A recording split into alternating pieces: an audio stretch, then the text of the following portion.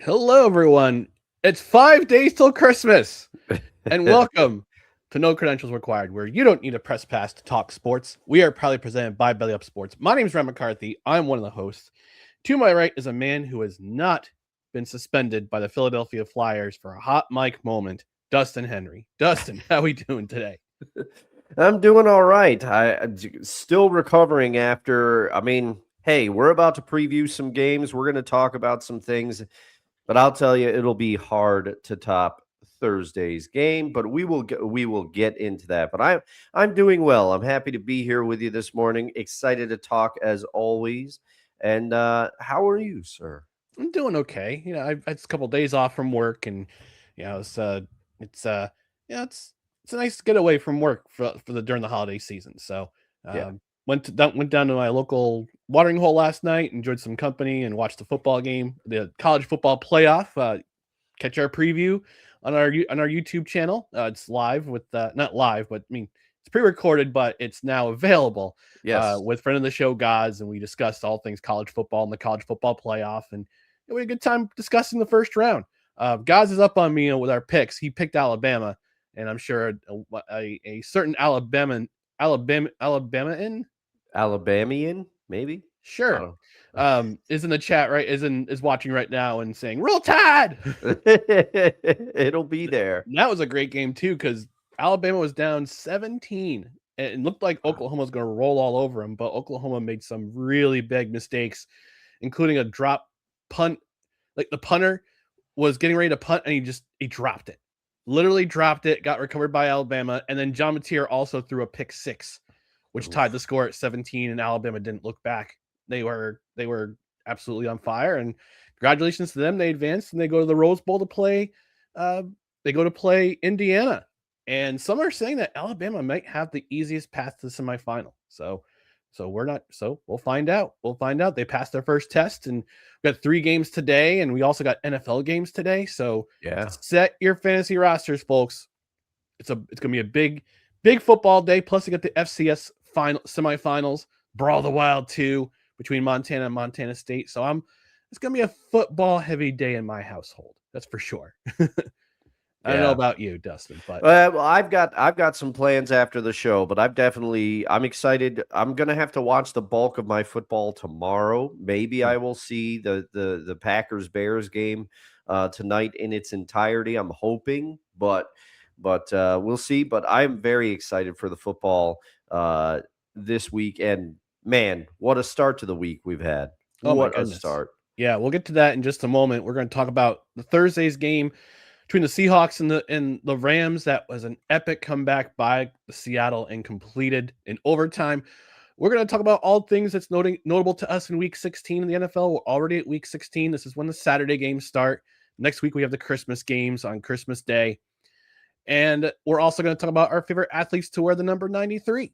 But before we do all that, we just want to remind you to follow us. Follow us on social media: Facebook, Twitter, Instagram, YouTube. Just search for No Credentials Required.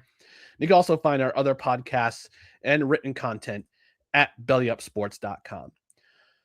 On the podcast side, subscribe to the podcast wherever you listen to podcasts, including Apple Podcasts, Spotify, Spreaker, Amazon Music, iHeart, TuneIn, Pandora, and our host, which is Podbean, Freshly Brewed Podcasts. And hit that notification bell on Twitter and on YouTube so you know when shows go live, when we have show announcements, when we have pre-recorded videos like the college football playoff preview I put together with Gaz. And it would help us out a lot. Today we are on the Belly Up Sports Twitter channel. So hello to everyone watching on Belly Up Sports Twitter. We appreciate you stopping by. Give us a follow. Give us a follow on Twitter as well at NoCredsREQ. We're on Facebook. We're live on Facebook. We're also live on our YouTube channel, but this will be available on the Belly Up Sports YouTube channel later this afternoon. And on the podcast side, rate, review, comment, 5-star rating. Leave a review on platforms such as Apple Podcasts. Our host, which is Podbean, you can leave a review on Podbean. Good Pods, Podchaser, anywhere you can leave a comment or leave a review, we'll read it on the air. And also, if you're listening on Spotify, leave a comment. If you're watching this on the replay, whether it's through our collaborations page on the No Credentials Required page, YouTube page, or on BillyUpSports.com, leave a comment in the comment section.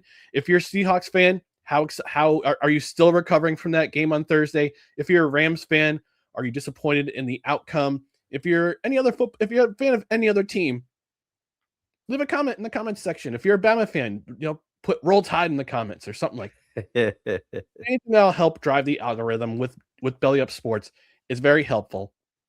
And because we're a live show, most Saturdays at 10 a.m. Eastern, we had to push up to 10:15 because I had a situation I had to take care of with the family pet. But we are also live on Tuesdays. Although, programming note, we were live on Monday at 6:30 p.m. Eastern because Dustin and I are going to Seinfeld trivia on Festivus. Yeah, it's going to be pretty awesome. I used to have encyclopedic Seinfeld knowledge. We will see if it's still there. I might have to bone up a little bit, study up a little bit between the football, same. Catch a few episodes. Same.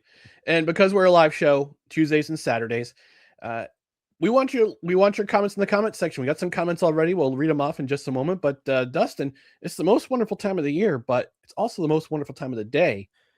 Because even during the holiday season, the chimes, we've had them all year around because it's chime time. That's right. There's your cue. Leave some comments.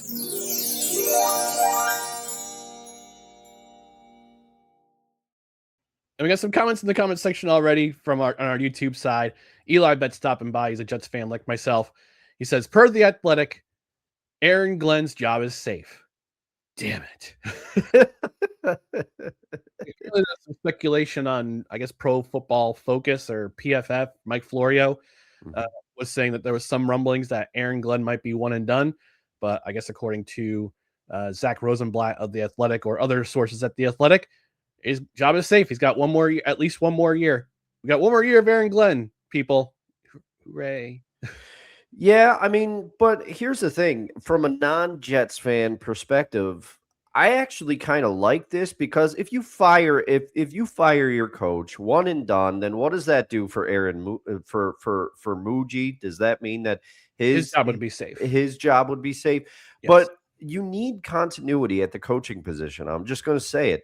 Look at all these teams that fire their coaches after 1 or 2 seasons. It usually doesn't end well. So, I mean, has it gone great in Aaron Glenn's first year? No, but I think he needs time to implement his systems. Steve Wilks, he jettisoned Steve Wilks, so maybe he takes over the defensive play calling. Let's see how it goes. I mean, but I kind of like this by the Jets of just being like, no, we're going to give the guy some time to build something here. And I get it. The NFL is a what have you done for me lately league. And in today's league, you better build fast. But still, I like this. I think a one and done would hurt them more than help at this point. Well, right now, the play calling will be done by linebackers coach Chris Harris. He'll be calling the plays. So for the rest of the season, and then who knows what's going to happen for next season? Who are they going to hire? There's a lot of names probably going to be out there after Black Monday. So we'll see. I mean, Raheem Morris is a name if he gets fired by the Falcons. Yeah, Jim Schwartz if the Browns let their coaching staff go. Jim Leonard from the Broncos, he's their pass game. He's their defensive pass game coordinator, and former Jets legend, played with Aaron Glenn in the 90s on those teams with Bill Parcells. So his name is out there. But let's get through the rest of the season. Let's see how Chris Harris does. Hey, maybe they can get an interception this week against the Saints. Perhaps. No interceptions and only 2 takeaways this year. God almighty. Johnny Boy WW checking in says, so did Ty Simpson look super mid yesterday? He won the game, didn't he? He helped Alabama win. And that's one name that's circling around for the NFL draft. And it certainly didn't look very early that Ty Simpson was going to have a good game. I mean, his stats are 18 to 29, 232 yards, 2 touchdowns. He was sacked a bunch of times by Oklahoma, especially late in the game. But I think as the game went on, he did a lot better. He kept his composure because he had great games the last 4 games. didn't look very good against Georgia, especially in the SEC championship game. So he had to prove himself and let people know, hey, I'm Ty Mother effing Simpson. Roll damn Tide. James chiming in saying, morning, gents. Of all the days to be asleep in the late afternoon, it had to be today. Eli saying, let Muji hire his own guy. Like, look, Eli, this directive's coming from Woody. That's all I can say. That's all I can say about that. He also says, I think Vance Joseph is going to get a job as a head coach. And every one of my Denver people tell me the Broncos have a plan for Leonard when that happens. Vance Joseph was a head coach before. He was, yes. He was not very good as a head coach. And I mean, we've been over it at many times. Some coordinators are just better as coordinators. It's and I think Vance Joseph could be one of them. Yeah. I said that about Todd Bowles, and Todd Bowles helped the Buccaneers win a Super Bowl as a DC, and he's been doing all right as the head coach of the Buccaneers. Now, if the Buccaneers wind up sinking their ship late in the season, it could happen in the next 3 weeks. Maybe his job's in jeopardy. We don't know. Eli also says Mateer was dicing it up early. I don't know what happened. Adjustments. Yeah. Adjustments. Alabama made the right adjustments. That pick six was the backbreaker, though. That pick six towards the end of the first half, that was an absolute backbreaker. His receivers didn't help him either. There was one pass to his running back. Running back got past the safety, and Mateer just let it fly, and his running back dropped the ball. And I'm going, how do you drop that? That was an easy 6. So, I mean, Mateer did a good job, and some of his receivers let him down. He made a crucial mistake in the first half, and that's how it goes. He also says, what's an adjustment? I'm sorry, I'm a Jets fan. Yeah, same thing. All right, we're going to move on from the comment section. Now, very lively. We're going to talk about Thursday night's game between the Seattle Seahawks and the LA Rams. The Seattle Seahawks, Dustin Seattle Seahawks, complete an epic comeback against the Rams, 38-37. If you want more thoughts between Dustin and some of his other fellow Seahawk fans, you can go to Seahawk Sessions, and it's on the Time to BS YouTube channel. Check it out. They got a lot of thoughts about Thursday's game. I didn't watch the game. I was recording with friend of the show guys for our college football preview, so I didn't get to watch much of the game. Mm-hmm. What I watched, Seattle had just taken the lead. The Rams had responded with a score. Then they picked off Darnold, and then they scored again. And it was at that point, it was 30-14. I'm thinking to myself, all right, I'm going to bed. Yeah. This is a fait accompli. Darnold's not playing clutch. He's doing his late season swoon like last season. And sorry, I'm just thinking my he's asleep. No, good. He's asleep. Just wanted to see him sleep. It's a late season swoon once again for Sam Darnold. He's going to blow it. But then, if I remember correctly, actually, I'm looking at the play-by-play because I watched the highlights. Yep. We had the punt return for the touchdown. If I remember correctly, the punt return for the touchdown by Seattle. Yes, the Rashid Shaheed punt return. Yes. Yep. Then defense forces a 3 and out. If I remember correctly, I'm trying to remember the exact stat for all the possessions for the Rams. Punt return touchdown, 3 straight 3 and outs. Harrison Mevis, the thicker kicker, a missed field goal. There was a reason why the Jets cut him in training camp. Now you're finding out, Rams fan. And then that was the end of regulation. They scored a touchdown. They kicked the extra point in overtime. And then we saw the comeback by the Seattle. They respond with a touchdown of their own. But unlike a previous era, Mike McDonald got gutsy. Mm-hmm. And they decided to go for 2. And for the first time, and I think I saw this on Adam Schefter's Twitter account, this was the first time ever in the history of the NFL that the game ended on a converted 2-point conversion. For the first time correct. ever. That is correct. I also saw Rich Eisen mention it on his show. So, we have Incredible. 2 sources. That's good enough for me. Yeah, and they're reliable sources. One of them being on the beat for inside an NFL insider for many years, and the other one being a jokey commentator now. But Rich Eisen still, I like Rich Eisen. He's me too. fellow Jets fan. He knows my pain. He can identify with me. But I saw this on Mike Sando's Twitter account. The Rams are the first team in NFL history to lose with 500 plus yards. And by the way, Puka Nacua, 42 fantasy points in my fantasy league. I'm facing the number 1 seed in the playoffs this week in our league, Dustin. Got a good feeling about this week. Got a good feeling. I think you're going to be all right. Puka Nacua scored 42 points. Kyron Williams had a touchdown. He had 11 points. But this is a crazy stat. The Rams became the first team in NFL history to lose with 500 plus yards, no turnovers of their own. They forced 3+ turnovers from their opponent and lost. Yes. First time in NFL history. A historical moment for not only the NFL, but also for the Seattle Seahawks franchise. That's actually the first time they wore their rivalry uniforms, I believe. Their Arena Football League knockoff uniforms. I like the symbolism. There's a bunch of region-specific designs in those uniforms. The numbers are made up entirely of small 12s. There's a whole bunch of things in there. But those uniforms, they didn't do it for me. The helmet, I like the helmet. Yeah, but other than that, the uniforms, not great. And Ryan, I'll try to keep this brief because I've talked about this game, but I got 3 pages of notes on this game. I'll also try not to repeat myself so much from what I expressed last night. I'll try to highlight some different stuff. But suffice it to say, nothing was going right for the Seahawks in the first. Yeah, you'd argue the first half of this game, Jackson Smith-Njigba had no catches at the end of the first half.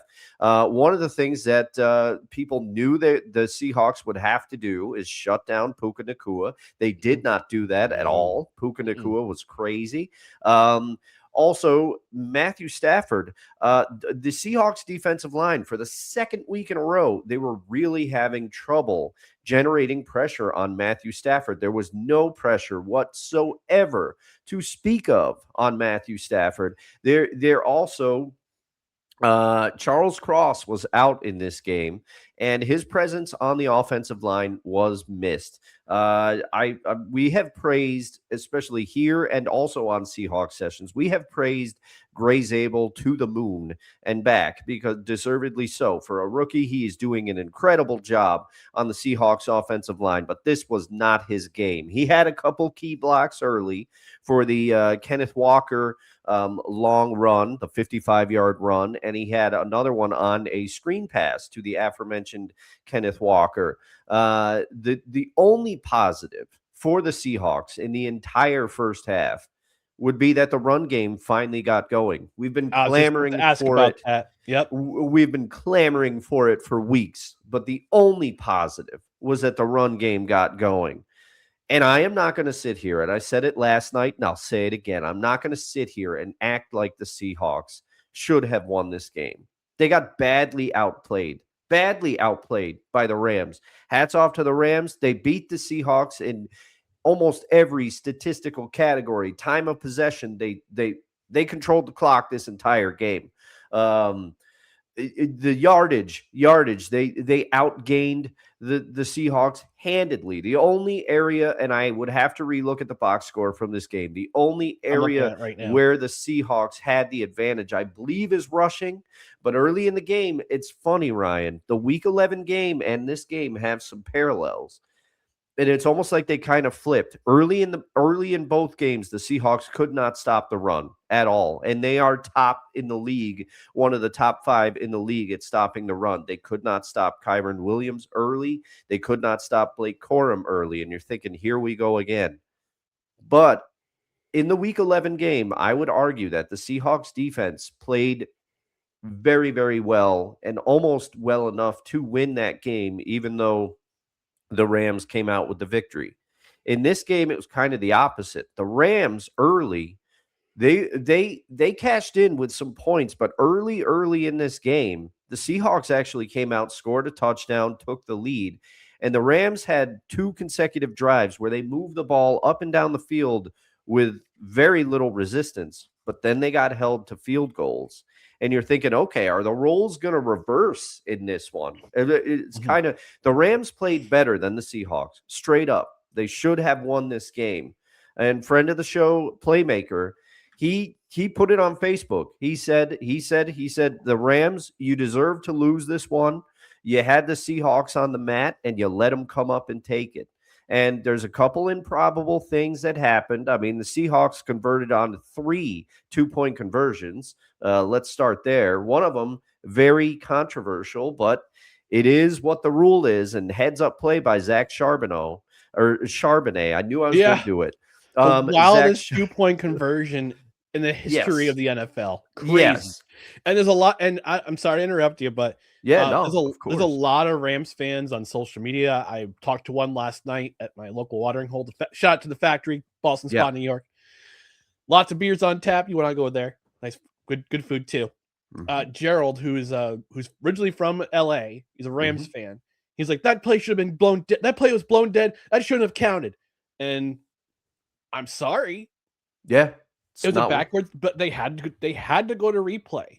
They had to go to replay to figure out if this was a backwards pass. It was a backwards pass that got deflected, rolled into the end zone, and I don't know if it was wittingly or unwittingly by Zach Charbonnet, picked it up while he was in the end zone. The ball had crossed the plane at that point. Yep. That's a 2-point conversion in my eyes. Sorry, Rams fan. Complain all you want. Yeah. Them's the rules. Read the rule. And it's also we got to give some credit to the Seahawks. I have spent the first half lauding the Rams. Stafford played like an MVP in this game. It's probably a stamp on the award for him, depending on how the Rams season finishes. And you will see the wailing and gnashing of teeth if Matthew Stafford doesn't win the MVP by Rams fan. Oh my God. Sure. For sure. Oh. You will see it. But here's the thing, okay? After the Seahawks defense had been getting handedly dismissed for, I would argue, the first 3.5 quarters of this game, and apparently, if you listen to Ernest Jones' comments after the game, he said there were a lot of Rams who were trash talking. They were in their face, and I'll censor it. And he said they were telling us they thought this ish was over. You don't do that with a defense the caliber of either of these defenses, because the Rams, they have Sam Darnold's number. There's no denying. Chris Shula and this defense specifically, they confuse Sam Darnold. They did it last year against the Vikings. They did it in Week 11 against the Seahawks when he threw the 4 picks. They did it in this game because he threw 2 more picks, one of which the coverage dropped down. Turner came and picked it off. But here's the thing. You trash talk the Seahawks defense too many times. They got 3 straight. The special teams return by Rashid Shaheed. He is dynamic. Find more ways to get the ball in his hands, please. But he returns it. Then they convert on that 2-point conversion to Cooper Kupp, who was more involved in this game. And there's a little ray of hope.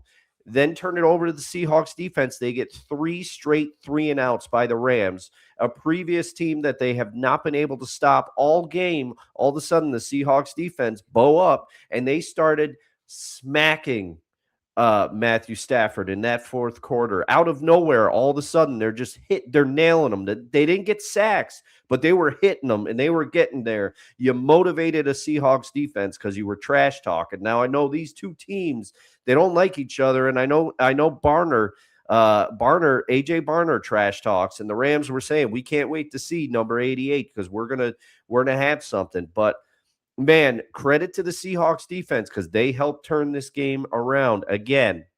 And we must credit Sam Darnold because he did not give up. They could have easily bowed their heads 30-14 in the 4th. Their record was 0-172. A lot's been made of it. It is now 1-172 when trailing by 15 plus. And the Rams record previous to this was 323-1. This was improbable as improbable gets, but it happened, and it happened because Mike McDonald, he put it on the players after the game. He said, defensively, they did a great job adjusting. No, Mike McDonald, you did it again. You adjusted and you figured something out. Thank you for that. But that's what a leader does. He puts it on his players, his guys. Sam Darnold, go back and watch the throw to Cooper Kupp over the shoulder as Cooper Kupp is heading out of bounds. He did get his feet in. You can complain all you want. They looked at it on replay. He got his feet in. That is probably the best throw that Sam Darnold has made. Mina Kimes, she knows more than me about football, and she agrees that's the throw of the season for Sam Darnold. Improbable though it may be, the Seahawks battled back, and here we are. A historic game for both. And also, Jackson Smith-Njigba, let's not make it a trend, but he got going again. He got going again late in this game. I think he finished with 96 yards so he got it going. But man, what a game. This is not one that I will soon forget. The Seahawks have a lot to clean up after this game, but they have a hypothetical path to the number 1 seed. They could do it now. I'll quiet down. So looking at the pads for each team, this was the final game of the season at home for Seattle. So if you're gonna have a season finale, a home finale, this was the one you wanted to be at. And this will be, like you said, this will be talked for years, especially if the Seahawks go far in the playoffs. This will be talked about for years. Seahawks final 2 games of the season: at Carolina, at San Francisco. Those are tough games. For the Rams, at the Falcons, home against the Cardinals. Yeah. Now, again, hypothetically, it's an easier path. But the way the NFL has been so drunk this year and how unpredictable it's been, you don't know what's going to happen on a week-to-week basis. Atlanta could shock LA at home because it's a cross-country trip. They're making a cross-country trip. Well, and to be fair, Seattle's making a cross-country trip to Carolina. Yes, the Seahawks are going to Panthers. So this is incredible. We got comments in the comment section. I'll get to them quick. I got to go to them really quick because we got to take a commercial break. Dustin's got a hard out in about 40 minutes, so I got to be quick. Julie from Michigan saying, good morning, gentlemen. She said, good morning, gentlemen. Good morning to you. Good morning. Julie, mademoiselle. Your cohort your cohorts on Seahawks sessions are in the chat. It says that game took 50 years of my life, like the Princess Bride in this. Yeah. Maybe if we ever come up with a Patreon, we'll give people access to our notes from the Seahawks Twitter chat that we have going between the 3 of us. It was a wild time in there. That machine took 1 year off your life. How do you feel? Fascinating. I love that movie. By the way, rest in peace, Rob Reiner. That was such a tragic end. That's horrible, and he's a fixture of so many people's childhoods and everything else. Yeah, brought joy to so many. Kevin Wilson from Belly Up Fantasy Sports saying should have, could have, would have, but didn't. Rams lose. And Dan saying Rams fans always bitter, will continue to be bitter. Satisfaction guaranteed, or your money back. Julie, with probably the comment of the day, saying Rams fans can suck it. They legit got a touchdown called for them that wasn't legit. Get bent. Well, and that's the thing. I didn't want to, because he had a great game. No shade to one Puka Nacua, but if you've read some things, he's had better weeks. It's a tough week. But he came out and commented on Twitter immediately about the refs, and all this stuff. And shout out to Kirk Herbstreit. He came up with the rhyme. I'm going to use it. He said they'll be calling that the Zach Words pass for years in Seattle. I was like, hey, Kirk, that's a good one. But the thing is, it's ironic for you to talk about the refs when, there's been some blown calls this year. But what Julie points out, you got benefited last week. So, it's a thing. And then final comment before we go to commercial break.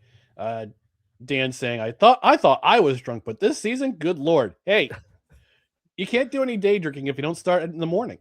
Yeah, maybe some Jack and Jill fell down the hills or whatever you had on that infamous episode of the Three Rails Metro Hockey Goodness. Podcast. That was speaking of off the rails, my goodness. All right, we're going to take our network mandated commercial break. And this episode is fueled by Righteous Felon Craft Jerky, the outlaw of the snack world. Forget the gas station stuff. This jerky is all natural, low sugar, and absolutely packed with flavor. Every 2-ounce bag delivers 20 grams of protein made with beef that has no added hormones, no antibiotics, and no shady business. But jerky's just the beginning. Righteous Felon also offers beef sticks for on-the-go snacking, tender turkey jerky that's light but still packs a punch and tastes like a Thanksgiving dinner, and authentic South African-style biltong that melts in your mouth. Their flavors range from savory classics like the OG Hickory, one of my personal favorites, and the victorious BIG, their honey bourbon, to spicy kicks like the Habanero Escobar and Carolina Reaper. So whether you want smooth, smoky, or fiery heat, they've got you covered. And don't forget, they even have Wild Ranger dog treats, so your four-legged sidekick can join the snack game too. Pickles and Logan approved, by the way. Head over to righteousfelon.com. For a limited time throughout the holiday season, use promo code NOCREDS at checkout to score 20% off your order. That's right, folks. For the holiday season, Righteous Felon is offering 20% off your order with promo code NOCREDS at checkout. Plus, now it's back. When you spend over $50, shipping is free. It's fast and furious. I made an order on Thursday for a family member of mine who wanted beef jerky for Christmas. I got him a bunch of Righteous Felon. I got a nice variety pack with the beef sticks and a bunch of jerky and some biltong.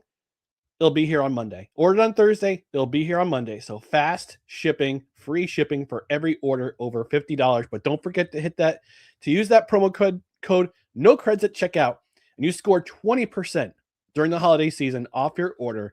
Righteous Felon Craft Jerky, where flavor is the crime, and you are guilty of enjoying every bite. And like everything we advertise on this show for our affiliate sponsors, Righteous Felon Craft Jerky, you get the no credentials required seal of approval. Good old Puppers. There he is. Again, we gotta get him some fish jerky. Yeah, that would be good for him. Yes, it would. All right, we're going to move on to to week 16. The rest of week 16, we're going to preview it. We're going to talk about our most intriguing matchups of week 16. And I'm going to start off with my most intriguing matchup, and it's not one you would suspect. Bills at Browns, for a multitude of reasons. First off, the Bills can keep pace to possibly win the AFC East. They're only a game behind, but they need some help. New England plays Baltimore on Sunday night. Buffalo travels to their fellow Rust Belt city, Cleveland, to face the Browns. Can the Bills keep up this momentum? They came back from a 21-point deficit, not once, but twice, against New England last Sunday in Foxborough. And they seem to have the easiest path to winning the AFC East. This week they got Buffalo. This week they got Cleveland. Next week, if I remember correctly, they had the Eagles, which is a winnable game. And then they had the last game of the season. They're closing out at least the regular season portion at Rich Stadium. They play the Jets. That's certainly a winnable game. But for the Browns, on the Browns side of the ball, listen, offensively, I do not know how to fairly describe the Browns offense. It's Jets-like. I'll just put it that way. It's been Jets-like. But Myles Garrett, he's been playing incredible this season. He is one sack away from tying the NFL record for the single season sack record held by Michael Strahan, that guy, and thanks Brett Favre, and TJ Watt. Both had 22 and a half sacks. Currently, Myles Garrett's at 21 and a half. So it'll be an interesting matchup to see if he'll be protected well. If Josh Allen, who, as Dustin said last week in our program, when it starts snowing, Josh Allen gets going.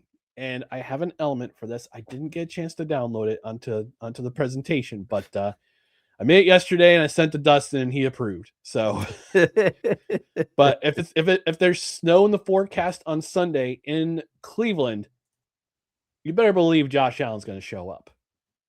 So yeah. And shout out to that random YouTube commenter who said snow is like the bat signal for Josh Allen. So yes, yes.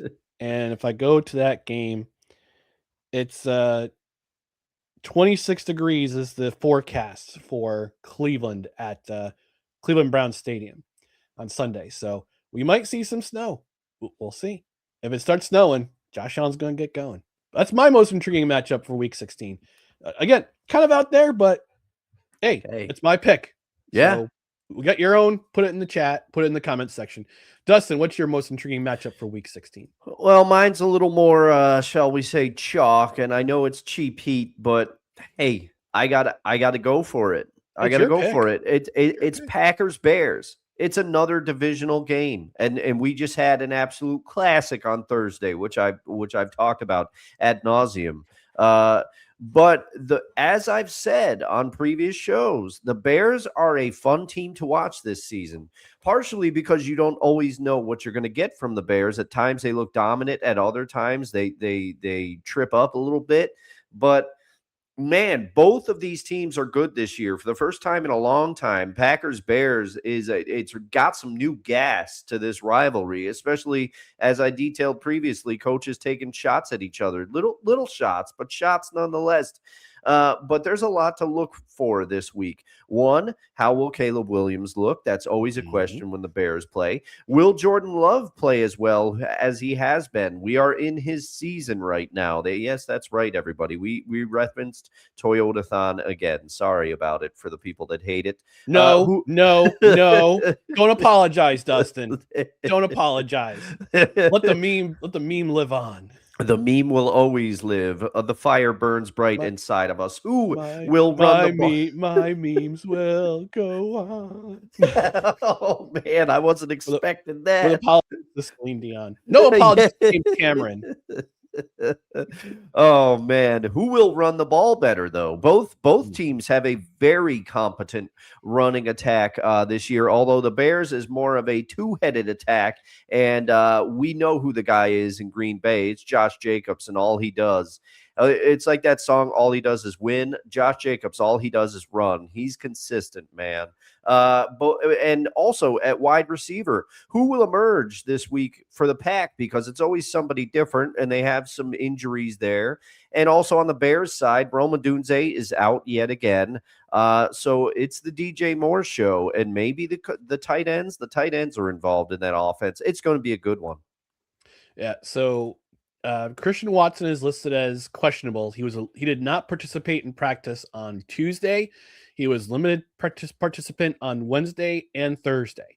So he's questionable after that hit he took. Actually, the way he landed on his shoulder in Denver on Sunday. Josh Jacobs, also questionable with knee and ankle injury, did not participate in practice on Tuesday, Wednesday, or Thursday. So he's listed as questionable. But if he's out this game, things might change for this game. That's because he was tough. He was the X factor in their first meeting 2 weeks ago. And I know I'll hear it from Julie from Michigan in the chat saying, "I hope both teams lose." Oh man, can't wait for that comment. I'm waiting for it. I haven't heard Julie talk, but I doubt she sounds like that. All right, so here it is, Dustin. Here's my newest element, just for you. When it starts snowing, Josh Allen gets going. Oh, man. I love Canva. It's so much fun to create stuff with Canva. And a couple comments in the comments section. Dan saying Jack and Jen went down the hill. I always get the name wrong. I'm sorry about that, Dan. Jack Dagnalls and your gin of choice. I guess Tanqueray or Beefeater. I don't know. Anyway, Eli saying, how are the Packers going to look without Micah? That's a great question. I mean, they still have a pretty good pass rush. Yeah, that's what that's what I forgot to mention in my. I do have it in the notes. I think they're still going to look good. They're not going to be the same without Micah in there. Micah's an impact player. Yeah. Uh, Still got Rashawn Gary. yeah, but I think they're a stout unit without him as well. And I'm really surprised that they didn't reach out because Matthew Judon was released by the Dolphins this week. And I'm surprised that the Packers didn't make a call to him and say, look, we need an edge rusher for the rest of the season. Micah's out. Micah Parsons done for the year. We need an edge rusher. Can you come in for league minimum or on the cheap? So I'm surprised. I won't be shocked if they do it for the last 2 games of this season, but I'm surprised they didn't reach out this week. Which kind of actually, speaking of the Dolphins, it kind of leads into our friends and family game of the week. Yeah.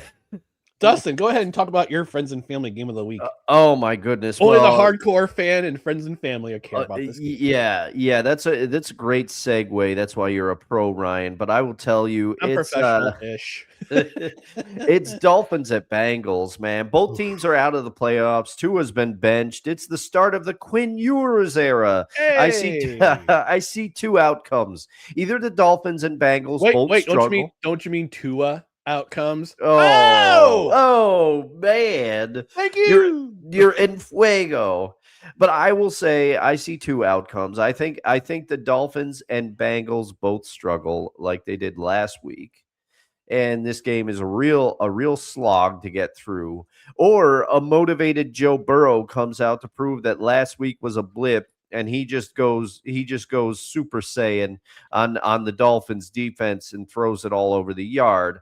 But man, I think it'll be tough for a rookie QB to keep up. Maybe he provides a spark to the Dolphins because it is against the Bengals D. But I just think this one's going to be a slog. This is going to be tough to get through. Is this going to be another Spiro special? Oh, it could be. Yes, it is. Oh, man. Actually, the game's going to be in Miami. Did you say Miami or did you say? I can't remember. I can't remember. I can't remember where. I thought you said Cincinnati. If it was in Cincinnati, it's going to be cold, but it's going to be in Miami. So. Okay. Yeah. And who's going to be for the Jets and Tom McCarthy again? Hey, what's up, fam? There we go. My friends and family game of the week. Atlanta travels to Arizona. It's a battle of the birds, and nobody cares. For the Falcons, they have nothing to play for but pride and possibly Raheem Morris's job. While in Arizona, they are counting down the weeks to Jonathan Ginnon's firing and Kyler Murray's eventual trade. Dustin, I looked at SeatGeek, promo code BellyUpSports at checkout for $20 off your order of $50 or more. Ding. Yeah. Guess how much tickets start at State Farm Stadium this week? Let's see. Start. I'm going to say $45. Oh, man. Lower? Lower. All right. 25. Lower. Oh, man. Dude, that's all right. Last guess, 15. $17. Oh, man. But yes, SeatGeek.com. Promo code BellyUpSports at checkout. $20 off your order, $50 or more. But you're better off getting a 4-pack and staying home. Yeah. Get a 4-pack of local beer, Arizona and Phoenicians. Stay home. Watch this game from home, from your comfort of your home. It's probably going to be a better outcome with the 4-pack anyway. James saying the Cardinals ought to pay the fans to go to the game, not the other way around. Listen, just a short few years ago, this team was in the NFC Championship game. Yeah. Carson Palmer, Larry Fitzgerald, who is their head coach? Bruce Arians was their head coach, and he was doing a great job. And then everything just kind of fell apart. And Kyler Murray gave them some chances in 2020 and 2021, and ever since that interception. That ill-timed interception in the wild card against the Rams, it is all fallen downhill. Yeah. All fallen downhill. And man, want to say hate to see it, but I don't want to. I think there's a legend, there's a story where I'll save it for another podcast. Players to watch in Week 16, and as Dustin mentioned, Caleb Williams. We talked about the Packers and the Bears, a Saturday night game. It's at Soldier Field. It's not going to be as chilly as we thought it was. The high's going to be the temperature at kickoff is only going to be 36 degrees. So it's not going to be it's not going to be 9 degrees or 8 degrees like it was on Sunday. Mm-hmm. But my player to watch, Caleb Williams. It's a game that has huge implications for the NFC North. Whoever wins this game takes the mantle of first place for now, with 2 weeks left in the season. And this is a big one for Caleb Williams. I know he had a pretty decent game at Lambeau a couple weeks ago. Through that pass that kind of just went it just went into the arms of a Packers player to end the game, and what was a pretty solid game, a pretty good game that week. But I've got to wonder if he's going to step it up against the Packers defense, who is not going to have Micah Parsons rushing in his face at all times. You still have Rashawn Gary. Rashawn Gary, again,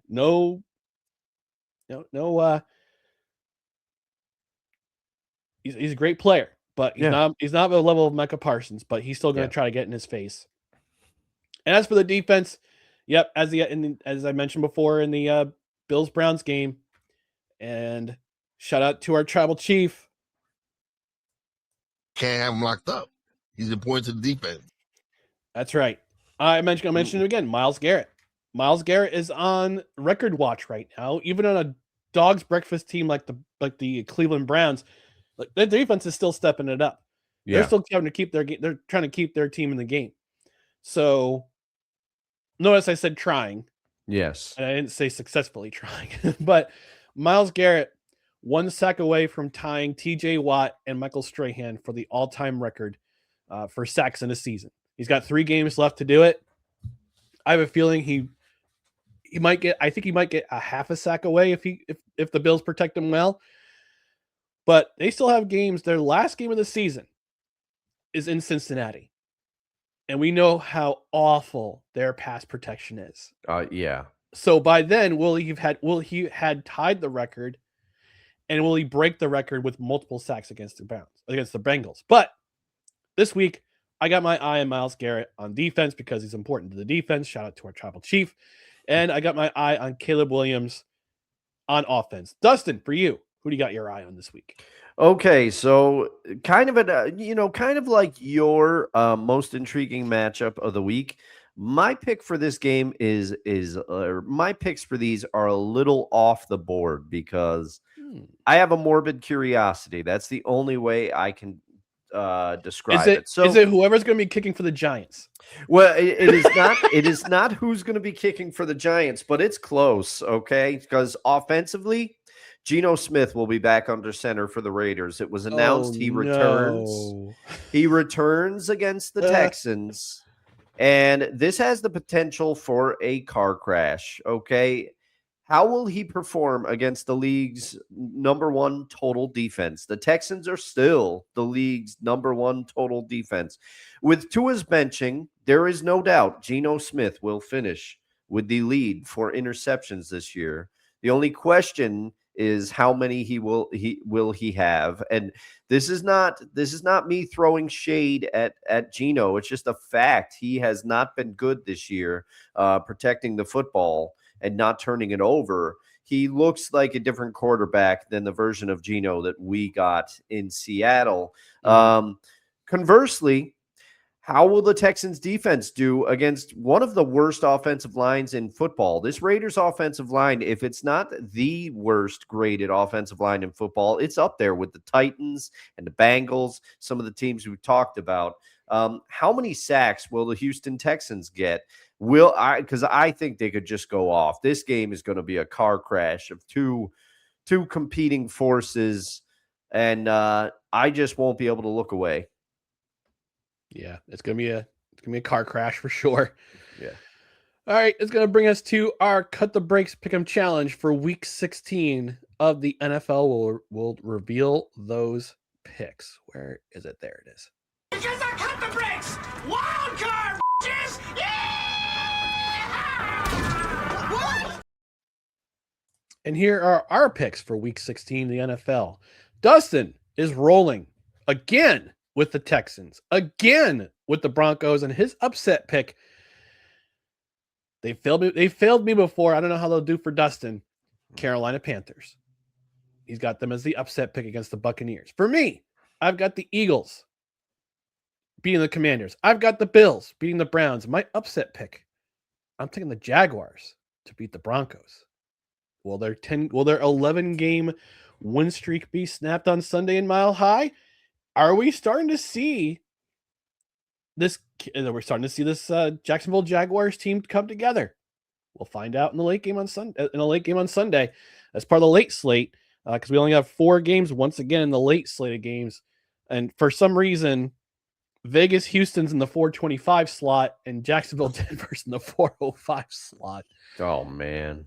Wow. Ugh, goodness gracious. But I got to say, Ryan, I looking at my picks, there was a lot of games that were kind of coin tosses for me. It was tough to pick. Your upset pick, I think, is a great pick. I would have picked it. But I decided, hey, we haven't gone head-to-head on a game in a while, so let me throw my hat in with the Broncos for the content, and let's get after it. All right. So those are our selections for our Cut the Breaks Pick'em Challenge, which is presented by Royal Retros, the king of throwbacks. Go to royalretros.com, use promo code CREDHEAD at checkout, CREDHEAD at checkout, CREDHEAD at checkout, and you save 10% off your order. Plus, you get free shipping for every order of $100 or more. So those are your picks. Those are our picks for the Cut the Breaks Pick'em Challenge for Week 16. Because I cut the brakes! Wild card, bitches! Yeah!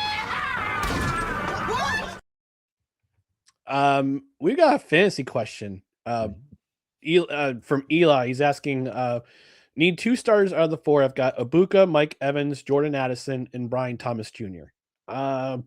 We don't really cover fantasy on this show, Eli. So, I mean, Dustin's more the fantasy guy than I am because he's in multiple leagues. I'm only in 1 league. I would say Mike Evans and Brian Thomas Jr. I would probably go that combination as well. I think Mike Evans is always reliable. Ibuka, after starting hot, has kind of tailed off a little bit. Brian Thomas Jr., it's tough to pick him, but he's kind of rebounded over the last few games. The other pick I would go for this would be Jordan Addison, because I think he gets clearly Nine's going to have to throw the ball to somebody, and he's just not clicking with Jefferson. So maybe you get a touchdown from Addison. You're hoping for that. But if Kevin is still in the chat, direct that at Kevin. Kevin's more of the fantasy guy. And also go check out Vince and Kevin's show on the Belly Up Network. They break all sorts of this stuff down with Ryan Germanaro in there. Yep. All right, we're going to conclude our Saturday show with our favorite athletes to wear the number 93, and I'll get us started here. I picked Dougie Gilmour. That's why I put in my headline, "Dougie's a killer," because his nickname was Killer. Coincidentally, there was a serial killer named Doug Gilmour, but he spelled it Gilmore. So that was part of the reason why he was called Killer. Oh, I did not know that. You blew my mind with it. Yep. So Doug Gilmour, drafted 134th overall in the 1982 draft in the 7th round by the St. Louis Blues, quickly established himself as a physical player early in his career, despite his smaller size, being 5'11" and 177 pounds. Spent his first 5 seasons with the Blues and traded to Calgary in September 1988, and he helped the Flames win their first and so far only Stanley Cup in 1989 in 6 games over the Montreal Canadiens.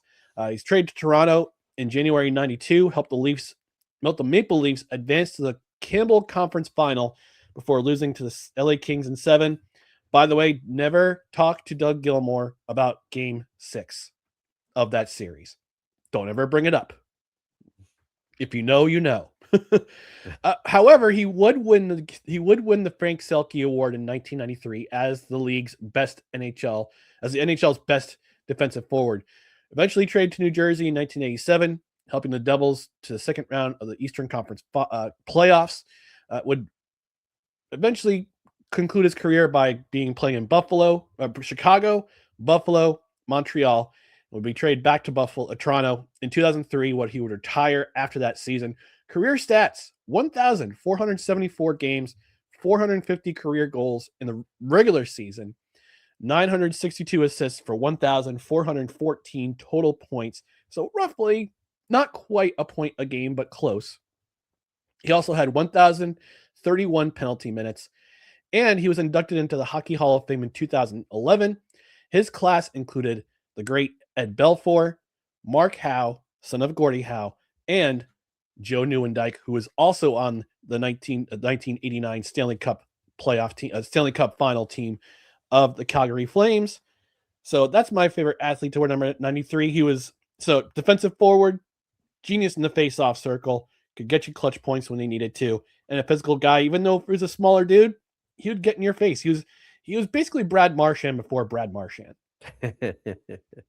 So that's my number 93. Dustin, who is your favorite athlete to wear number 93? That's a great pick, Ryan. And if you want more information about Joe Nieuwendyk, he is also on this list. So go back and into the archive and check out some of those shows. Yep. We may or may not be compiling the list. Keep your eye out, everybody. But here's the thing. Undersized is a theme for both of our picks this week. Because my pick is number 93, defensive end for the Minnesota Vikings. And yes, that's right, my Seattle Seahawks. So it's an end of career homer button, okay? That's okay. John Randle. But I think most people, including myself, we associate John Randle with the Vikings. I mean, he played for them for like 11 seasons. You can make a case, and maybe this is a future list idea, Ryan, but John Randle, one of the greatest undrafted free agents to play the game. He was signed as a young undrafted free agent by the Minnesota Vikings after the 1990 draft, I believe it was. John Randle, an absolute terror on the defensive line. He is a Hall of Famer. He was elected to the Pro Bowl 7 times. He was a 6-time All-Pro. He's on the Hall of Fame All-90s team. In 219 career games, he had 137 and a half sacks. At the time of his retirement in 2004, he was 5th all-time in sacks. He had 471 solo tackles. The man was a tackling machine. And what I remember most about John Randle is his face paint and the way that he would get after it. Now, if you look in the eye black, what he would do with the eye black for the intimidation and the trash talking that he would do. Brett Favre said that, and I believe Brett Favre was the quarterback that John Randle sacked the most. Brett Favre said that he was the hardest player that he played against. John Randle grew up in poverty, worked his way. If you look at my headlines, John Randle was not drafted because he was too undersized. So he would often, one of the things he would say is 6 foot for life. And that's a reference that he was not 6 foot. He was considered undersized, but he was a absolute terror. And he's one of the first guys that I remember, Ryan.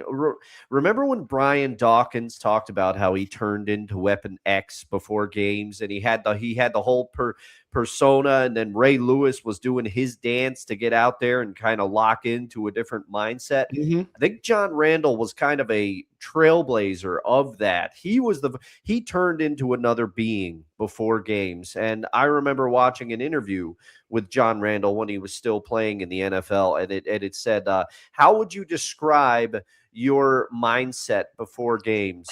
And it just cuts to him going, not good. And then you just see him screaming and like pounding his head and getting ready. And I will remember that quote. John Randle, there's some great picks. There's some great picks for 93, but John Randle stuck out to me because as a fellow short guy myself, I like it when an undersized individual proves, hey, I can do this, and I can do it at a Hall of Fame level. So John Randle, unreal motor. Shout out to him. He was very enjoyable to watch. Yes.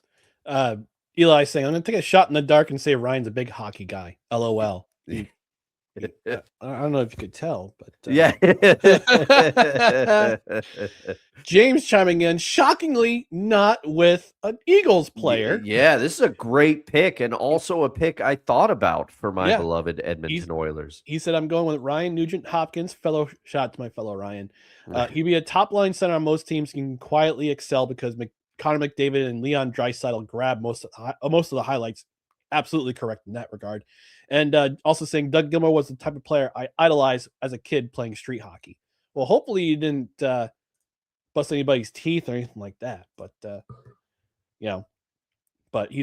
yeah. Oh, your mic. You're muted. You're still muted. Yep, I'm fixing There we go. it.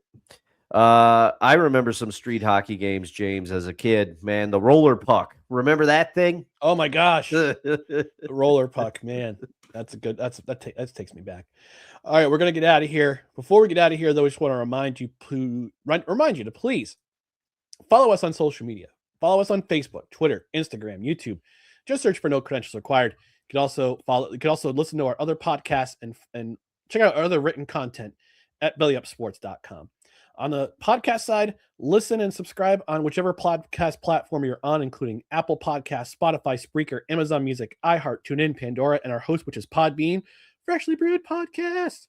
Hit that notification bell on our Twitter and our YouTube so you know when shows go live, when we have general announcements about recordings and shows, and also when we have show clips go up. I'm actually going to clip our segment from last Saturday this afternoon and put it up on our YouTube channel, talking about when Dustin described why he has his fantasy team named the Chemical Toilet, and we just kind of segued into band names and songs. So I'm going to clip that and put it on Facebook, on YouTube. Eli saying, great show, fellas, as always. Thanks for getting my Saturday morning started the right way. You're welcome, Eli. Thanks for stopping by. We appreciate you. Yeah. And that'll do it for this edition of No Credentials Required, where you don't need a press pass to talk sports. We are proudly presented by Belly Up Sports. Show note, don't forget, we'll be live on Monday at 6:30 p.m. on our regular social media pages. Replay will be on Tuesday on the Belly Up Sports YouTube channel. And after that, we'll be back on Saturday at 10 a.m. Eastern, talking about the Christmas the games that happen on Christmas Day and Christmas night. And we'll also preview week 17 of the NFL. Thanks for joining us. We're going to get out of here. Thank you for Dustin, Henry. I'm Ryan McCarthy. Thanks for joining us. We'll see you back here Monday at 6:30 p.m. Eastern. Have a great weekend, everyone. Enjoy the football today. Enjoy the football tomorrow. We'll talk to you on Monday. Good morning, everybody.